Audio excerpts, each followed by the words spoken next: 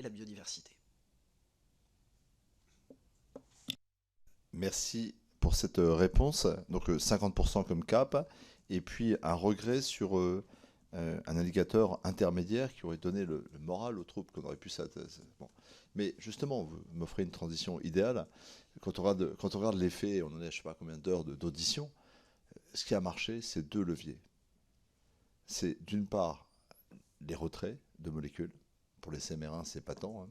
C'est pas l'agroécologie, c'est pas le conseil aux agriculteurs, c'est pas le marché, c'est le retrait des molécules. Bon.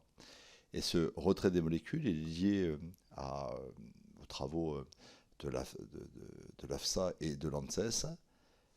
Ces mêmes travaux qui ont été contestés par des membres de votre majorité et qui ont eu des expressions pour le moins ambiguës de la part du ministre de l'Agriculture, qui semblaient remettre en cause la loi de 2014 et notamment la modification du Code de santé publique qui attribuait à l'ANSES la capacité d'évaluer et de gérer les risques en lieu et place du ministre de l'Agriculture et après coup de l'interministérialité.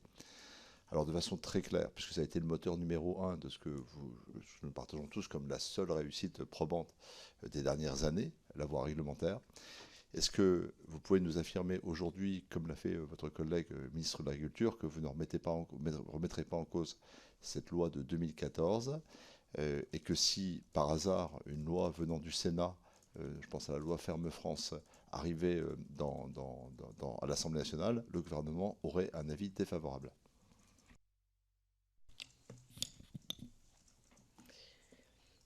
Je n'ai aucune difficulté pour vous répondre à titre personnel, je n'ai aucune difficulté pour vous parler, pour vous répondre en tant que ministre. Prendre l'engagement de ce que serait la position du gouvernement, même si je n'ai aucun doute sur ce qu'elle serait, me conduirait à m'élever au-dessus de ma condition, monsieur le rapporteur. Mais à partir du moment où vous dites que ce soit le ministre de l'Agriculture ou moi, on est sur ces positions, vous avez quand même une petite idée de ce pourquoi nous pourrions aller.